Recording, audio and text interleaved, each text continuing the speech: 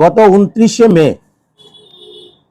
2026 তারিখে মহামান্য supreme court একটা জাজমেন্ট দিয়েছে। এই জাজমেন্টে বলা হয়েছে এলিমেন্টারি লেভেলে ভারতবর্ষের যত রাজ্যে, প্রতিটা রাজ্যে শিক্ষক শিক্ষিকাদের ট্যাট পরীক্ষায় বসতে হবে। তো এরই ভিত্তিতে আমরা রাষ্ট্রবাদী শিক্ষক সংঘ গত 15ই জুন আমরা এই রাজ্যের মাননীয় মুখ্যমন্ত্রী ডক্টর প্রফেসর মানিক সাহা মহোদয়ের মাধ্যমে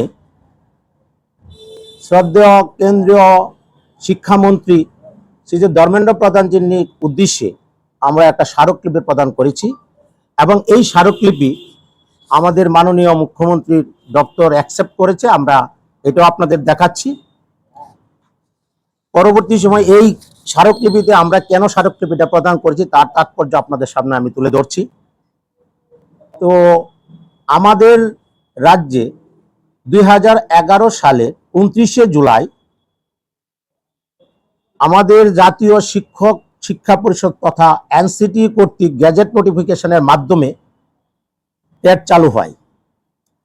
তো 2011 সালের পূর্ববর্তী যে সকল শিক্ষক শিক্ষিকারা চাকরিতে যোগদান করেছে তারা 2001 সালের রেগুলেশন অর্থাৎ যে গাইডলাইন, সেই গাইডলাইনের ভিত্তিতে ওরা নিয়োজিত হয়েছেন, চাকরিতে যোগদান করেছেন।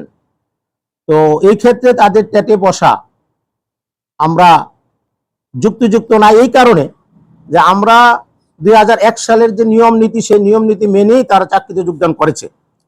তো পরবর্তী সময়ে মহামান্য সুপ্রিম কোর্টের যে রায়কে আমরা সম্মান জানিয়ে আমরা কথা বলছি যে ওই রায় যেন রিট টু প্রসপেক্ট না হয়, অর্থাৎ পশ্চাৎপদ না হয়, সেটা যেন প্রসপেক্টিভ হয়, অর্থাৎ ইনিশিয়ালি এফেক্ট হয়।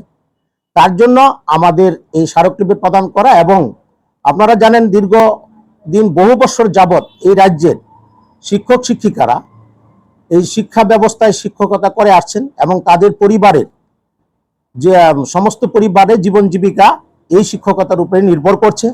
তো এই ক্ষেত্রে আমরা এই রাজ্যের মাননীয় মুখ্যমন্ত্রী ডক্টর প্রফেসর মানিক সাহাজির মাধ্যমে আমরা কেন্দ্রীয় শিক্ষামন্ত্রী ধর্মেন্দ্র প্রধানজির উদ্দেশ্যে আমরা একটা স্মারকলিপি প্রদান করেছি। এই তাদেরকে যেন এই ট্যাটের বসা থেকে, ট্যাট পরীক্ষায় বসা থেকে তাদেরকে যেন অব্যাহতি দেওয়া হয়।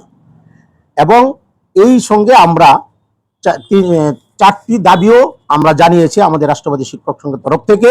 সেই দাবিগুলি তো আপনাদের 29শে জুলাই 2011 সালের পূর্বে এবং ত্রিপুরার বিশেষ পরিস্থিতি বিবেচনায় 2012 সাল পর্যন্ত নিয়োগপ্রাপ্ত শিক্ষকদের ট্যাট থেকে স্থায়ী এককালীন অব্যাহতি প্রদান করতে হবে। 2 নম্বর দাবি হলো সংশ্লিষ্ট সকল শিক্ষকের চাকরি, সিনিয়রিটি, পদোন্নতি, পেনশন এবং অন্যান্য সকল আইনসম্মত পরিষেবা সুবিধা সম্পূর্ণভাবে সুরক্ষিত থাকতে হবে।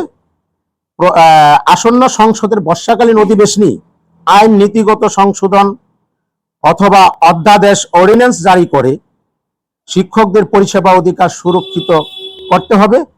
দেশের সকল রাজ্য এবং কেন্দ্রশাসিত অঞ্চলের জন্য কেন্দ্রীয় সরকারকে একটি সুস্পষ্ট নির্দেশিকা জারি করতে হবে, যাতে বিভ্রান্তি, অনিশ্চয়তা এবং অপ্রয়োজনীয় প্রশাসনিক জটিলতার অবসান ঘটে।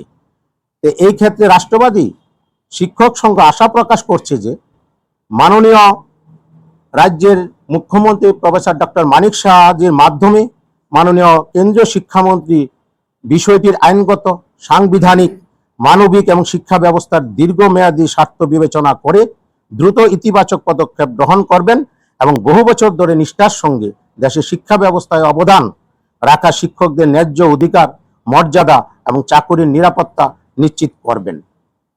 এই ব্যাপারে আজকে আমাদের এই সাংবাদিক সম্মেলন। আর সারা রাজ্যের কর্মচারীদের ব্যাপার নিয়ে আমাদের সামনে কথা বলবেন আমাদের রাষ্ট্রবাদী কর্মচারী সংঘের সভাপতি শ্রী দীপেন ভৌমিক মহোদয়।